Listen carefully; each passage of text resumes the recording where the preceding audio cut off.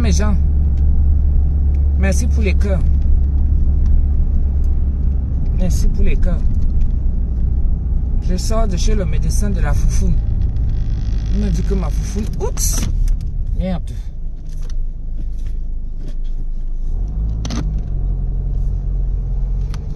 Béni de Dieu. Tu ris.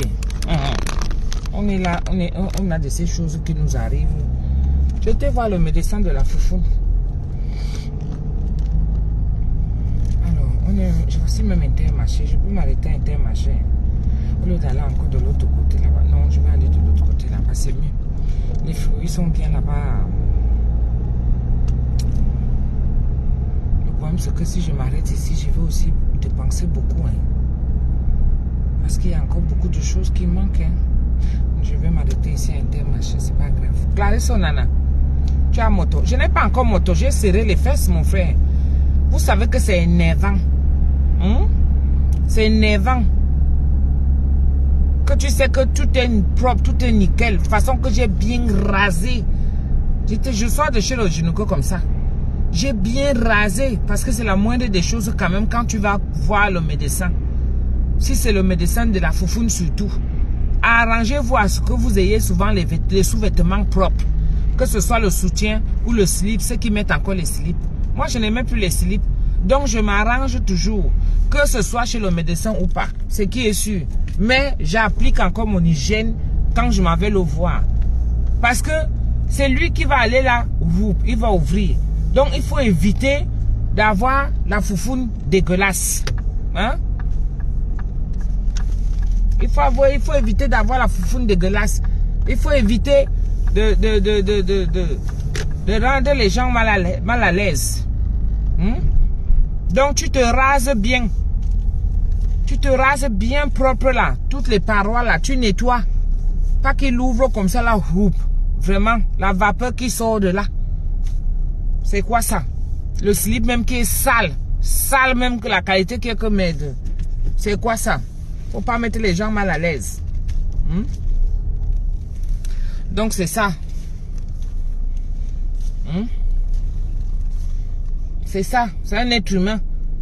Et quand on dit médecin de la foufoune, c'est que tu dois faire attention aussi que ta foufoune doit être propre. Alors, moi voici, alors j'ai fini de nettoyer ma foufoune. J'ai fini de la nettoyer bien propre. J'ai fini de nettoyer, c'est-à-dire que toutes les paroles que vous connaissez là. Moi-même, j'ai pris le... Attendez, je coupe le moteur parce que je suis déjà arrivé à Intermarché à Comble-la-Ville. Parce que mon gynéco, lui, il est du côté de... Mon gynéco, là, je l'ai depuis que je suis ici en France. Comment on l'appelle? Là, à Quincy, sous Sénat. Et il a dit que tout va bien. Il a dit que tout va bien. Donc, j'ai bien nettoyé. J'ai pris la pommade que vous connaissez là. Hein? Qu'on tire comme ça là, tu racles comme ça là, crac, crac, crac, crac, crac, crac, crac. J'ai fini de mettre tous les parois. J'ai bien arrangé mon maillot. Parce que le maillot, c'est la partie, vous savez, où il y a le clito là. La partie où il y a le clito et le pubis. Donc, là où les poils commencent, parce que ça fait comme ça là tout autour. Hein? Tout autour, comme ça fait tout autour. Donc, la partie d'en haut là, j'ai bien nettoyé ça. Et les filles, nettoyez bien. Ça, c'est le meilleur endroit. Hein, que quand c'est bien nettoyé, vraiment, ça te donne une sorte de libido, un genre là. C'est là que le petit point G commence. Quand c'est bien nettoyé la partie là. Et après, maintenant, tu peux laisser que ça sorte tout autour. Tu vois comme les hommes qui font souvent le cercle là, non? Ils font le cerceau et tout ça là. Et ben toi aussi, tu peux faire ta part de cerceau aussi et tout. Et donc, moi, c'est ce que j'ai fait. Au niveau des lèvres, j'ai bien écarté. Tu écartes bien, tu soulèves là. Tu nettoies bien. En faisant attention que la crème là ne parte pas entrer dans la foufoune. Hein, parce que ça va te chauffer à l'intérieur. D'accord? Donc, j'ai fini de faire tout ça. Hein, parce qu'il faut dire que ce qui m'a fait que j'ai une moto. Que l'envie de moto, parce que je n'ai pas encore moto. L'envie de moto, c'est parce que moi je jeûne. Je jeûne toute la journée. Vous voyez un peu. Donc, quand je me lève, le fait de me lever Et puis, j'ai bu le médicament du pollen.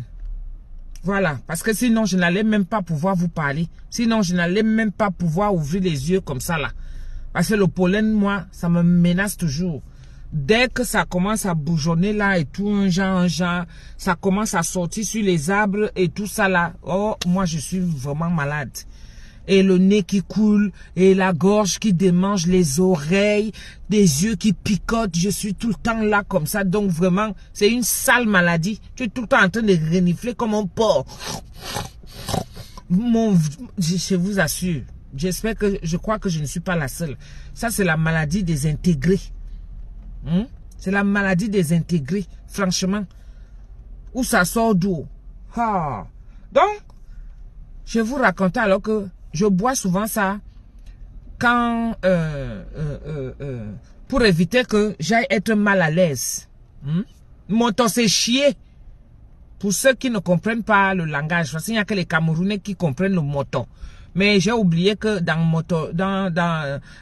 mon blog là, il y a beaucoup d'étrangers. Une partie de ma famille, vous allez apprendre mon langage. Moto, c'est chier. Donc pour essayer de camoufler un peu le mot.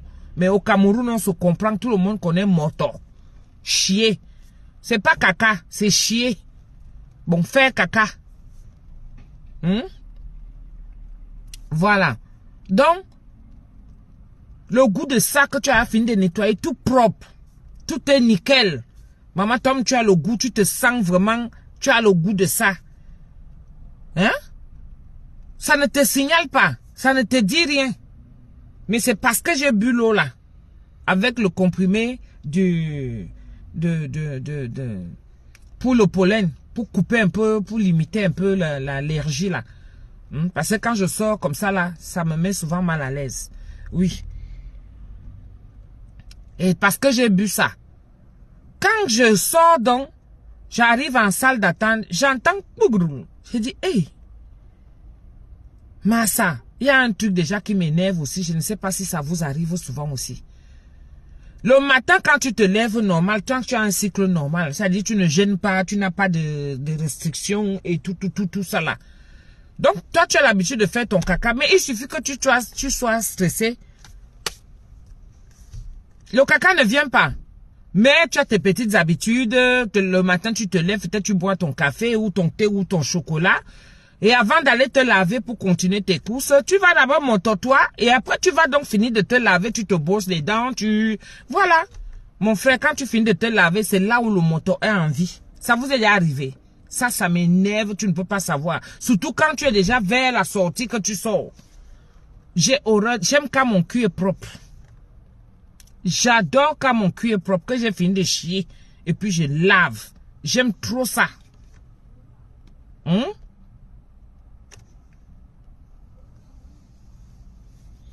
J'aime quand mon cul est vraiment propre.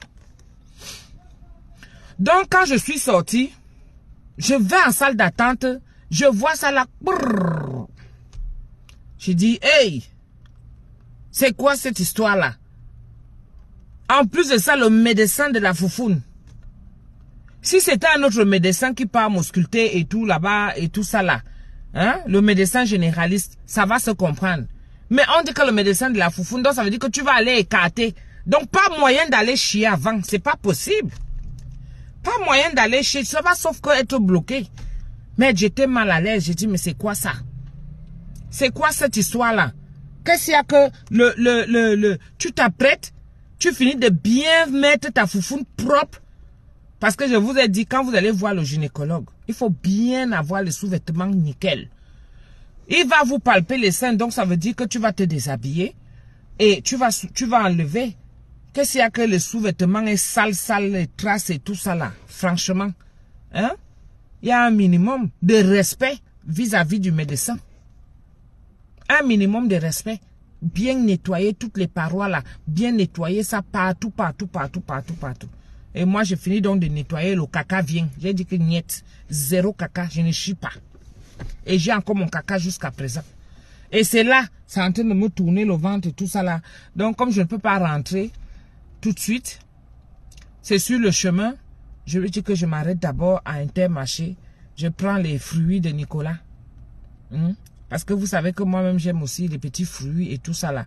Je prends les fruits de Nicolas et moi-même, les petits fruits que j'aime. Et après, je rentre donc pour tout à l'heure. Je ne sais pas ce que je vais aller cuisiner, mes gens. Je ne sais pas. Si c'était le genre qu'on appelle ça les traces de pneus tata. Non. Hey! Moi déjà, j'ai horreur que quand je finis de chier, et puis je me nettoie simplement.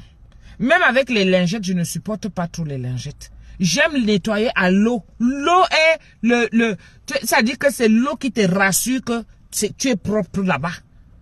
L'eau te rassure que tu es propre. N'importe comment.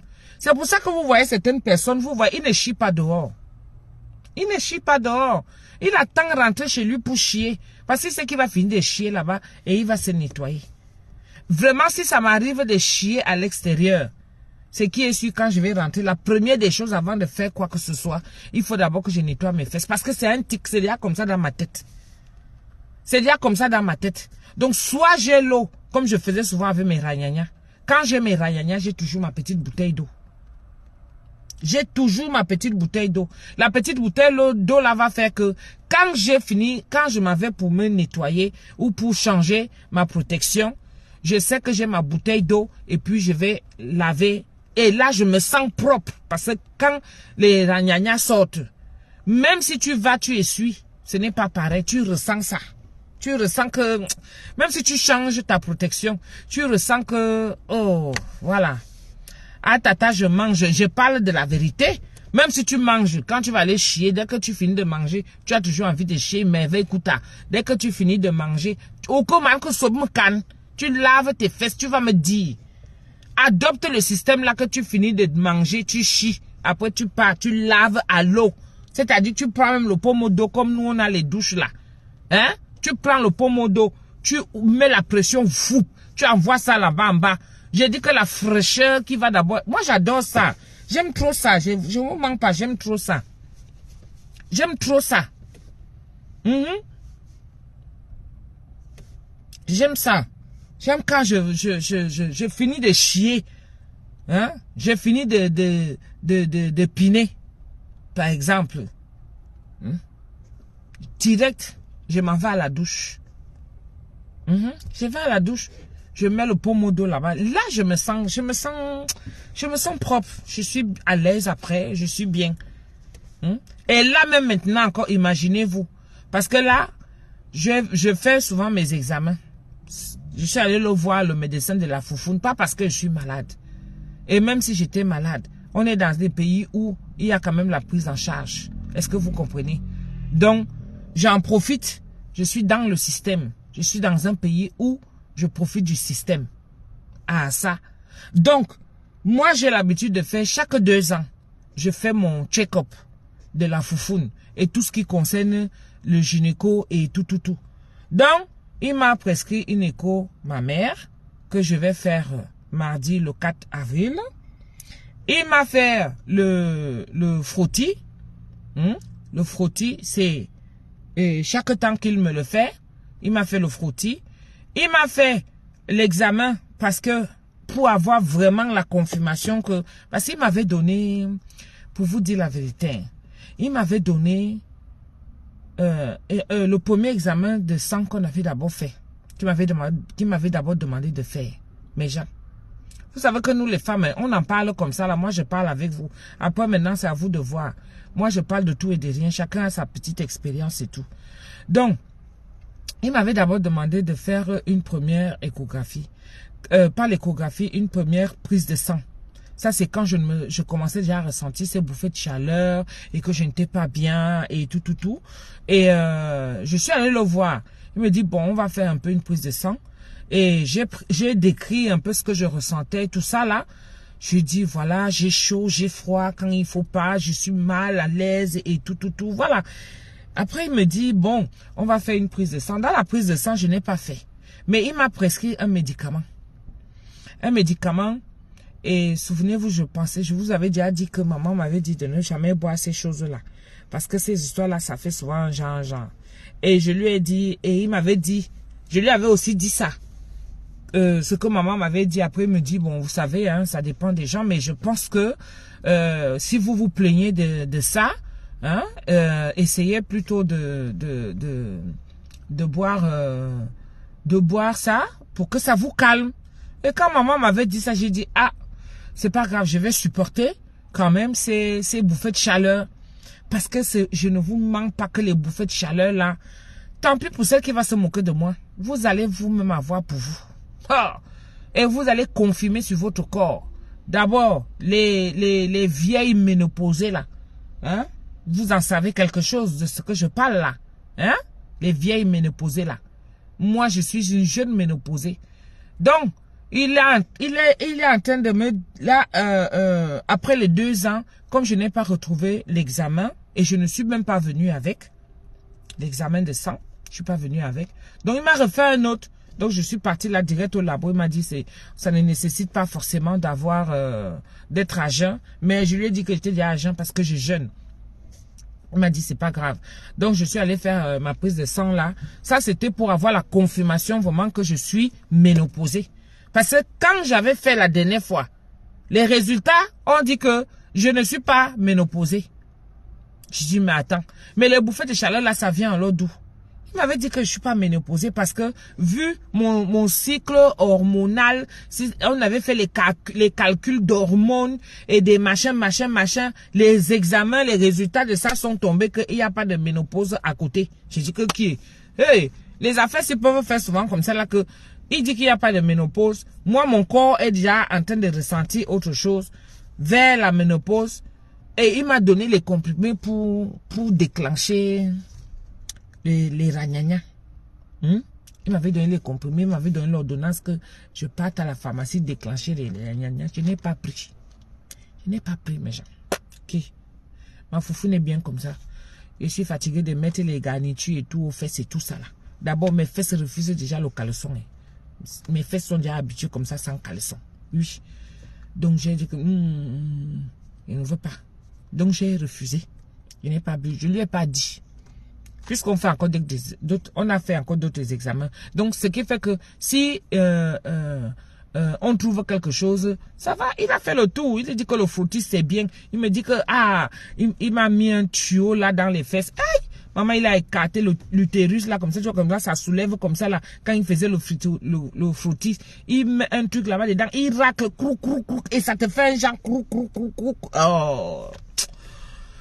Ouh. Après, il te met un produit là, il m'a fait l'échographie de l'utérus. Ils mettent souvent un produit là et tout ça, la maman, ça fait comme le gel.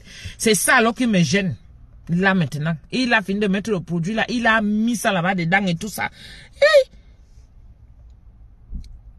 après il me dit, serrez la foufoune. Je sais, la foufoune dit, c'est très bien. Il me dit, il faut faire ça. Hein. Faut souvent faire ça 10 fois par jour. Donc là, pendant que vous parlez, je suis en train de faire comme ça là, ma foufoune. Je fais comme ça là chaque fois. 10 fois.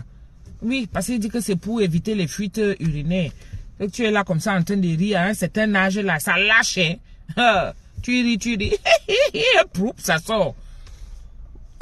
Avant, quand je voyais souvent ici les couches là, vous voyez au rayon là où vous partez pour acheter les garnitures, non? Quand vous partez pour acheter les garnitures, vous allez voir le rayon dans la suite là.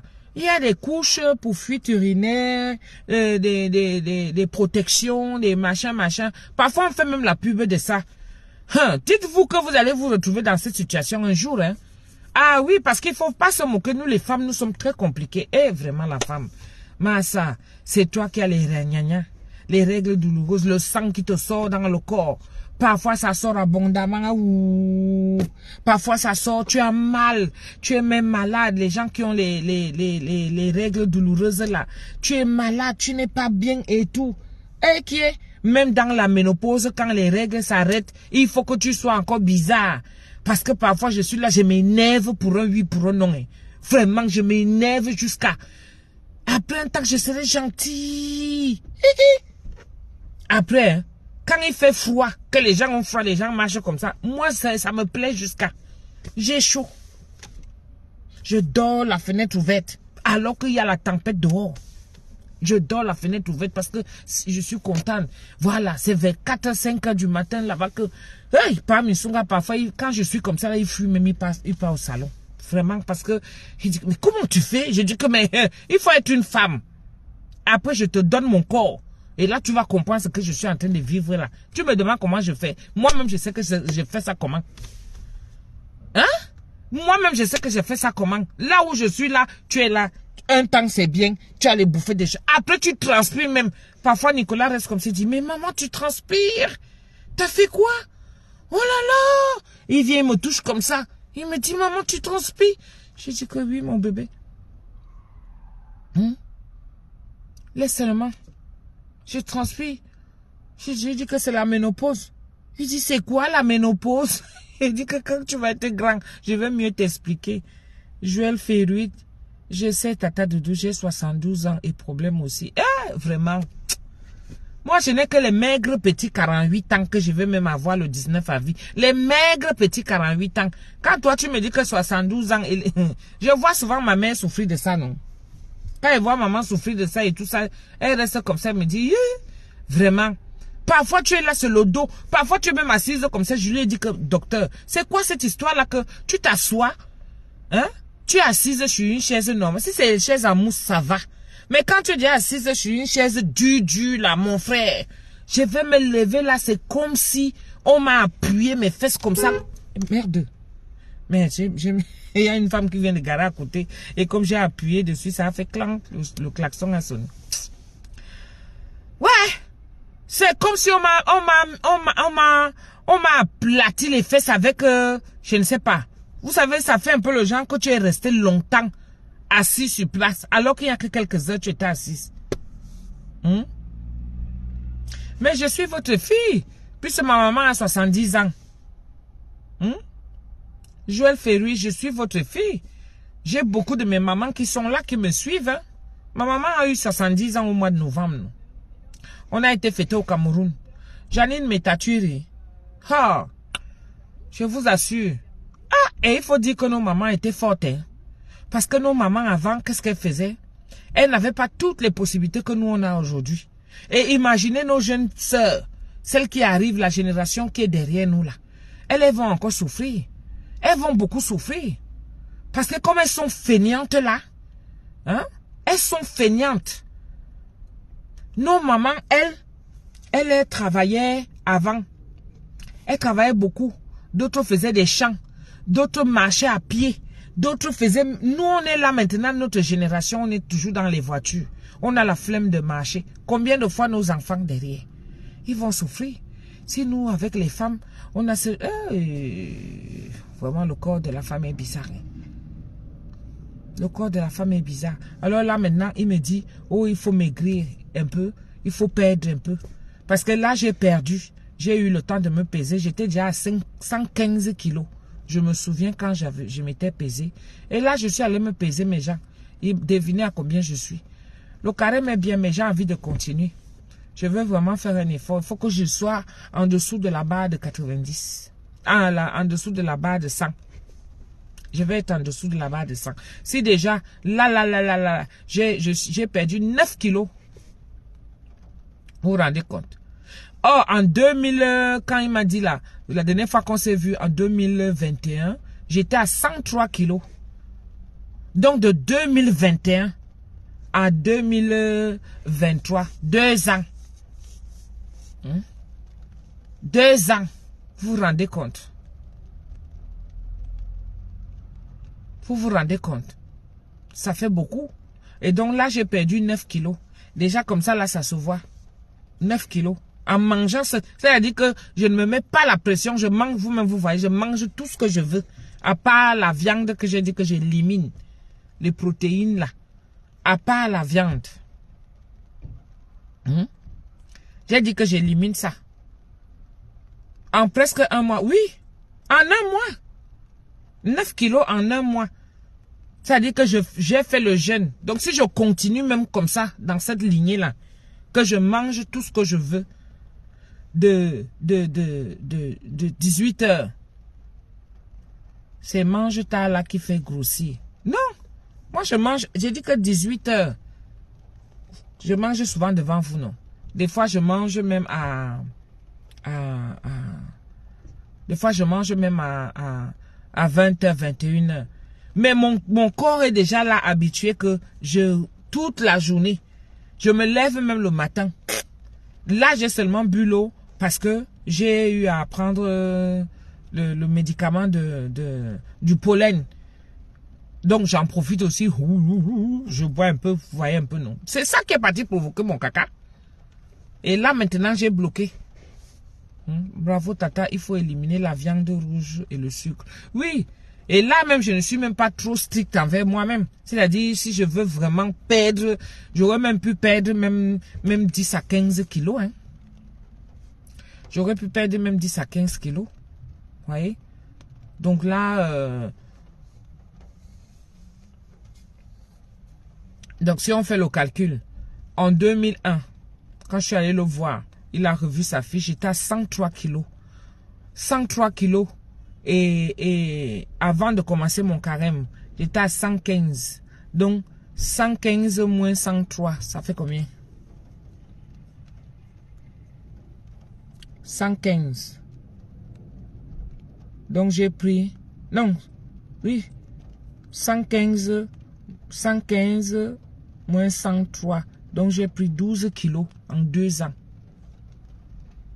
C'est ça, non? J'ai pris 12 kilos en 2 ans. 12 kilos en 2 ans, j'ai pris. Oui. Donc, maintenant, quand tu fais 12 moins 9. 12 moins 9. 10, 11, 12, 3 kilos. Donc, ça veut dire que en espace de 3 kilos, j'étais à la moyenne. Tu es une bonne cuisinière. Fais-toi des petits plats sans gras, sans sucre et sans viande rouge. Non, vous savez que le régime est... Je vais vous dire quelque chose.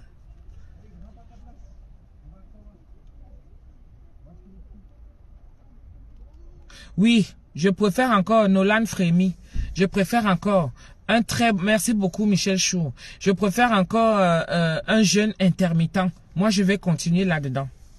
Je vais continuer parce que mon organisme est déjà habitué et tout. Et donc, ça fait que je ne peux pas suivre sans gras, sans machin et tout. Quand tu commences à mettre ça comme ça, mes gens, quand tu fais même le régime, ça veut dire que c'est coûteux. Hein? Faire le régime, ça veut dire que c'est coûteux. Tu vas aller dans certains rayons, il y a certaines choses à prendre, certaines choses qu'il ne faut pas prendre. Moi, je suis en milieu familial. Donc, qui dit milieu familial, ça fait que je serai obligé de mettre aussi ma petite famille au régime. Pourquoi? Pourquoi? Nicolas a besoin de croissance. Donc, je fais à manger normal. Tout ce que moi j'ai besoin là maintenant, j'ai perdu 9 kilos. Ça a donné le goût mal. Et je ressens ça en moi, les 9 kilos là. Maintenant, je voudrais que après le carême, c'est-à-dire que après la Pâque là, faut pas que je relâche, que je refasse, parce que tout ça c'est psychologique. Hein. Tout est psychologique.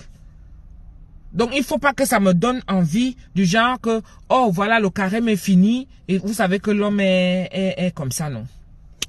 L'homme est comme ça, j'ai peur seulement de retomber là-dessus.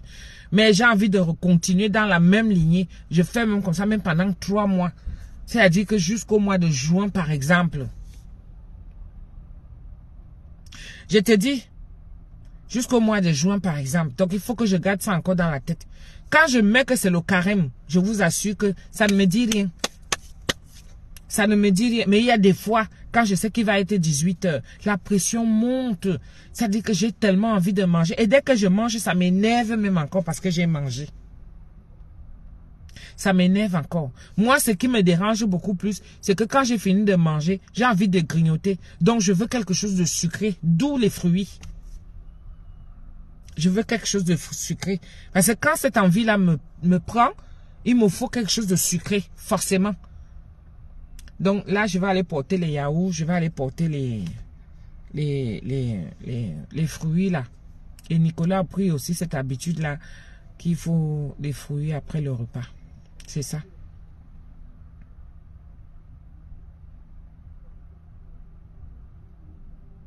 Je te dis, Michel Chou, c'est pas évident. C'est pas évident. C'est-à-dire, il faut vraiment avoir la volonté. D'accord? La volonté qui s'accompagne avec la foi. Parce que là, je suis dans un moment de pénitence. C'est dans ma tête. C'est déjà ancré. Mais quand je vais sortir de là, il faut que j'ai la volonté maintenant pour continuer. Et me dire que je dois me fixer une date. En disant, par exemple, au mois de juin. Je dois être en dessous. Parce que si j'ai pu maintenant sortir, là j'étais à 115. J'étais à 115, n'est-ce pas? 116 même. 116 moins 9, ça fait combien? 116 moins 9. Ça fait que je suis à 110, 11, 12, 13, 14, 15, 16. Donc, je suis à 107. 107 kilos. D'accord? Je suis à 107 kilos. Donc, dans les 107 kilos là, il me faut encore un bon mois pour être en dessous. Parce que si j'ai pu faire en un mois, j'ai enlevé 9 kilos. Pourquoi en un mois, je ne peux pas aussi enlever les autres 9 kilos ou 10 kilos là qui sont en haut là? Les 7, 8, 9, 10 kilos. Il faut que je sois en dessous. Parce que si j'atteins même les 90 kilos, oh, mamia, pas les photos que je vous balance ces jours-ci. Hein. C'est que vous allez voir. Parce que moi, mon corps, j'ai pas encore vraiment abîmé. J'ai pas trop de vergetures. Non, les vergetures que j'ai,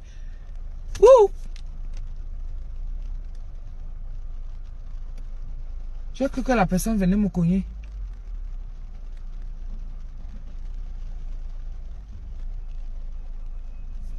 C'est un A en plus.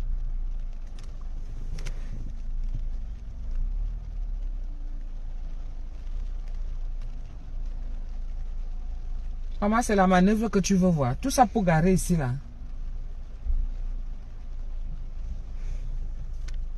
Ou bien c'est pour partir.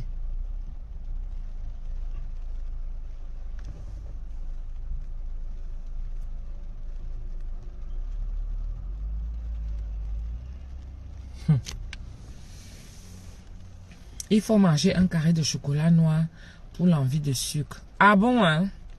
Lucette, félicité. Ok. Ça se passera par la grâce de Dieu. Oui, c'est ce que j'ai vraiment envie. J'ai vraiment envie de ça. J'ai vraiment envie de le faire. Vraiment, faut que je continue. Ouais, un peu non. Je continue comme ça. Parce que moi, je me sens bien.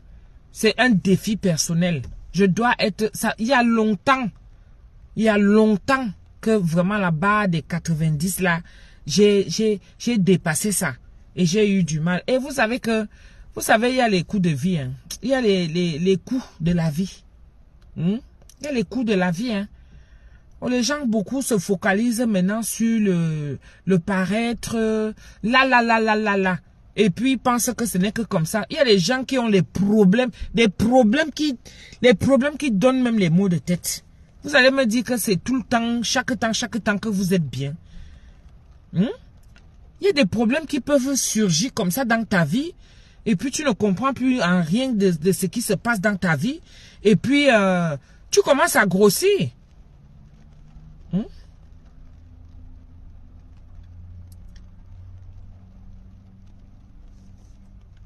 C'est ça, Laura, la hollandaise. C'est ça. C'est sur la durée. C'est sur la durée. Parce que là, c'est pour un but précis. Mais il faudrait que ça soit maintenant une habitude. Que ça ne fasse pas yo-yo. C'est pour ça que moi, j'essaie de manger tout. Pas de m'abstenir. Parce que si je m'abstiens, c'est là où le yo-yo va arriver. J'aurai envie de ceci, j'aurai envie de cela, j'aurai envie de ceci, j'aurai envie de cela. Quand je me suis déjà fait comme hier. Hier, j'ai mangé j'ai mangé le truc là. Le coq. Avec le coquille que j'ai chauffé là. C'est encore au frigo, hein. Parce que je pensais que je garde pour la pépette. La pépette m'a envoyé le message à la fin de son boulot qu'elle ne rentre pas. Elle ne rentre pas tout de suite. Elle va manger dehors. Donc, ça veut dire que la nourriture là est encore là-bas. Et moi, je ne veux plus ça. Mais je ne jette pas. Ça va se manger d'ici là. Je ne jette pas. Vous voyez un peu? Ça va se manger. C'est ça. Oui, Orchidée Tima. C'est ça. On a tous les problèmes.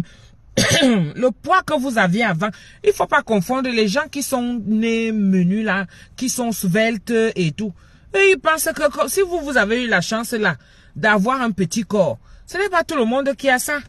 Il y a des gens qui étaient petits comme ça là, comme moi-même j'étais. Vous avez vu un peu comment la corpulence que j'avais. Et ça c'est il y a 10 ans, hein. 10, 11 ans. Ça c'est après mon mariage. La photo que vous avez vue ce matin que j'ai postée là. Ça, c'est la photo après mon mariage. Maintenant, qu'est-ce qu'il y a eu? Les étapes qu'il y a eu après, derrière. Des traumatismes. J'ai eu des problèmes. Des problèmes et des problèmes. Je ne peux pas vous citer. J'ai eu des problèmes et des problèmes. Donc, quand ça arrive comme ça, c'est seulement savoir se maintenir et de faire attention. Parce que quand tu arrives déjà à un certain âge, comme là, j'arrive à la cinquantaine. Mais mon cardiologue, mon gynéco, et ils me préviennent que, attention, pour ne pas souffrir de ça plus tard, commencer à faire le régime et tout. Donc, il a noté 107 kilos. Oh, il y a de cela 2 ans, j'étais à 103 kilos. J'étais à 103 kilos. Maintenant, moi, j'ai fait l'effet yo-yo. Maintenant, je perds, je reprends. Oui! Et le confinement, vous oubliez que le confinement a fait en sorte que beaucoup de gens se sont retrouvés enfermés comme ça dans les maisons. En peu de temps, beaucoup de gens ont pris. Et c'est difficile de perdre. Comme moi, comme ça, moi, c'est difficile de perdre. Je suis obligé de faire trop de restrictions. Moi, je n'ai pas la chance là. Dès que je fais un moindre écart, et je vais vous dire bizarrement que ce n'est pas la nourriture qui me fait grossir. Moi, je sais ce qui me fait grossir. C'est pas la nourriture qui me fait grossir. Moi, ce qui me fait grossir, comme j'aime grignoter, vous voyez un peu, non? C'est le grignotage. Et j'associe mon grignotage avec la bière. Hey! J'adore la bière à un niveau, vous ne pouvez pas savoir. Hey! Surtout l'été qui arrive, la Seigneur arrête mon cœur. Je vais supporter ça. Que quand je vois le petit soleil dehors, la qualité que ça a le goût, je vois un petit soleil dehors là et tout ça là, une bonne bière bien tapée. Hey! J'adore ça. Et je ne peux pas boire le vin.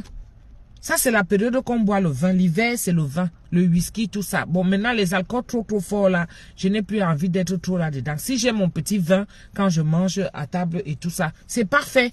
Mais ce qui m'arrange bien, je peux aller chez quelqu'un et tout ça, là, je vais boire une petite bière. Le whisky, c'est très rarement de temps en temps. Et pareil aussi pour le champagne. Mais il faut arrêter les gens qui pensent qu'ils boivent le champagne tous les jours chez eux, là. Il faut arrêter ça. Il faut arrêter ça. La vie n'est plus devenue comme vous pensez là que tu peux, là comme ça, là tu te la pètes, tu fais péter un champagne. Non, le champagne c'est pas les occasions. La vie est devenue dure. La bière c'est quelque chose que ta tête commence à chauffer. Tu es là comme ça là mon frère, il faut que tu aies la bière au frigo. C'est ça qui nous réchauffe un peu les cœurs. Ça nous calme un peu les nerfs. Ah oui. Tu as une petite bière là, oh, tu décapsules ça vite fait. Bon, le vin c'est souvent quand tu veux déjà attraper les médicaments pour la tension font grossir aussi. Ah, c'est possible aussi.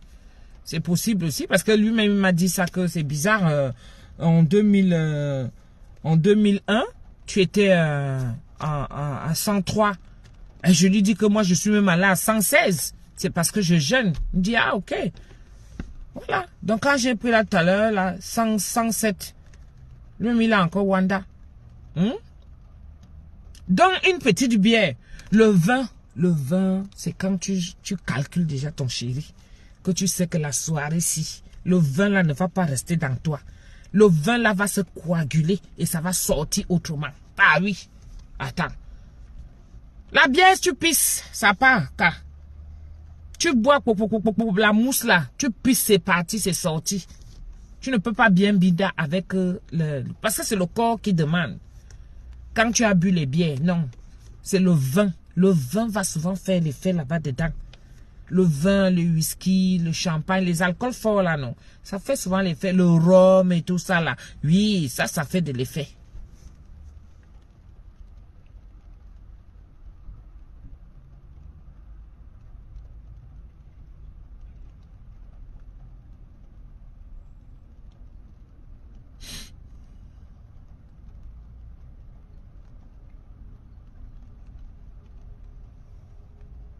Bon.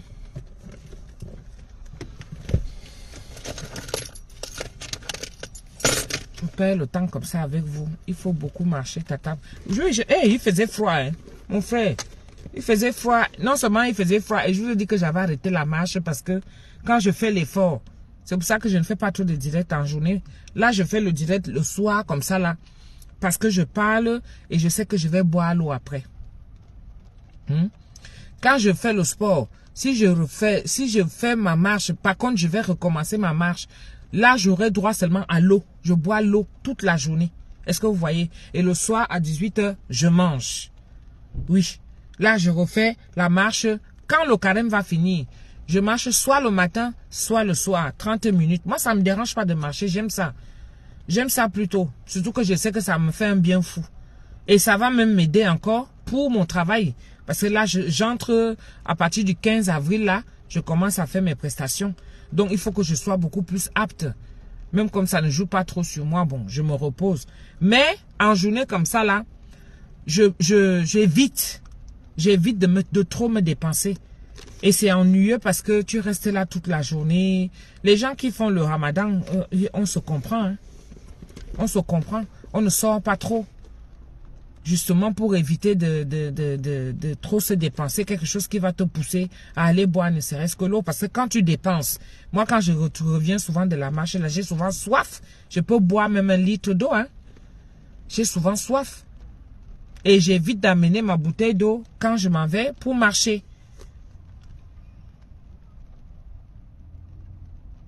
J'ai compris, Orchidée, t'inquiète pas ma chérie. C'est pour ça que je t'ai pas bloqué. Moi je marche même. 30 minutes même, ça me va. Mais je marche souvent 1 heure. Parce que je me suis déjà fait mon itinéraire. Je connais mon itinéraire. Et là, j'avais arrêté parce qu'en période de carême, il faut... je me suis dit, là, c'est bon. Là, c'est bon. Donc, je vais reprendre ma marche après le carême. Comme ça, quand je reviens de la marche, là, je sais que je vais, moi... boire mon eau tranquille. Je bois mon eau tranquille. Le 15 avril. Le 15 avril, c'est un samedi, non? Pardon, qui me regarde les dates là? Ça, quand il demande encore comme ça. La dame pour qui je vais prester là, si elle voit encore que je dis que, ah, donc tata, tu ne sais même pas. Hein? Rien que pour le cardio. Oui, rien que pour le cardio, non. Mais ça va, il m'a dit que ma foufoune se porte bien, le goût de ça. Ma foufoune se porte bien, on a fait le frottis, il m'a fait le toucher ma mère là et tout ça là. Il a fait l'échographie, hein, ça aussi. Il a fait l'échographie pour voir si l'intérieur tout va bien. Bah, tout est parfait. Il m'a fait tester mon périnée, tout le périnée en ordre, tout à sa place. Hein? Le meilleur médicament pour la tension, c'est le jeûne. Ah oui. Ah oui, ah oui, ah oui. Moi, je vais reprendre la marche. La marche, c'est la magie pour perdre le poids. Je confirme. C'est grâce à ça que j'ai beaucoup perdu mon poids l'année dernière. Oui, alors ce que je vais faire, je vais essayer de reprendre la marche là. Vraiment tous les matins. Je fais ça. Je me suis même dit, soit je fais la marche, mais comme là, il commence à pleuvoir. Soit, et il fait froid. Il fait froid. Là, franchement, faut pas aller choper quelque chose parce que vraiment, on a envie de marcher et tout. Non, non, non, non. On va pas aller choper quelque chose parce qu'il faut marcher, il faut... Non. Moi, je fais ma part, c'est no stress. Déjà, c'est pas un régime. Si je me mets dans la tête que c'est un régime, ça va pas donner. Donc, ce qui me fait un déclic, c'est le carême. Donc, quand je fais mon carême, je vois comment je perds. Je constate au fur et à mesure que je suis en train de dégonfler. Hein, je me dis que ça va me donner le courage de continuer après la Pâque. Après la Pâque. Bon, comme c'est la Pâque, parce que quand tu fais la pénitence comme ça là, hein, quand tu fais la pénitence, donc après la pénitence, c'est souvent la fête. Donc moi, le jour de la Pâque, je vais fêter, je vais boire. Je vais manger le poisson même encore, parce que le poisson, j'adore. Je vais manger le poisson encore propre. Demain, 32, dans le sud-ouest, c'est-à-dire à Pau. Ah, maman, le goût de ça. Bon, les gens, allons faire quelques petites courses. Mais je vais couper parce que si j'entre à Intermarché, là, il n'y a pas souvent le réseau. Ça va déranger. De toutes les façons, on se voit à la maison. D'accord? On se voit à la maison. Je voulais partager ça un peu avec vous. Mon petit quotidien là que j'ai vécu aujourd'hui avec le gynéco quand j'allais le voir. Je vais aller chier à la maison. Je ne chie pas ici dehors. Parce que je vais arriver, je prends les courses pour Nicolas. Je finis de prendre ce qu'il y a à prendre. D'accord? Je prends tout ça et puis après, j'arrive à la maison, je chie bien moi ma chose et je vais nous relancer le direct. D'accord? Donc on se dit à tout à l'heure mes gens. Je vous embrasse. Hein. À tout à l'heure. Bisous, bisous. Allons chercher le caddie. Allons chercher le caddie. Eh, Antisabou Ama. J'ai dit que je suis même mal. C'est comme s'il m'a versé seulement le... Comment on appelle ça? Le lubrifiant, non? Ça fait un truc bizarre aux fesses là. Le papier là où on se couche souvent sur la table là et tout. Je n'ai même pas besoin de prendre ça. Je n'ai pas eu besoin de mettre la pièce. Regardez. J'ai trouvé qu'il était détaché. Donc je vais ranger. J'ai pris le papier, non. Le papier qu'on met souvent. Qu'on met souvent qu'on s'allonge là, non. C'est ça que j'ai coupé. J'ai nettoyé mes fesses avec. Donc je suis là. Ma foufoune est lubrifiée. Bon. Let's go. On se dit à tout à l'heure. D'accord? Je suis à Intermarché. Ouais. Je suis à Intermarché de Comble-la-Ville. Intermarché de Comble-la-Ville. Celui qui est à côté du McDo. Vous voyez, non? À côté du McDo. C'est là que je pars. Donc, je te dis, ma foufoune est lubrifiée, vous riez. Extrêmement. Vous qui partez souvent sur le gynéco, ça ne vous fait pas souvent ça. Les serviettes hygiéniques, ce n'est même pas le truc là où fait. Il m'a même encore prescrit un autre. Il m'a encore prescrit un autre truc là. Il me dit, pour les bouffées de chaleur. Voilà. Donc, je vais vous lire le papier là après. L'ordonnance là. Il m'a prescrit encore pour les bouffées de chaleur là. Maman m'avait dit, elle me dit souvent de ne pas boire les choses là. Elle me dit souvent de ne pas boire les choses là. Bon, je vous laisse maintenant, je suis déjà dans le magasin avant que ça ne coupe, d'accord? Avant que ça ne coupe. Allez, bisous, bisous.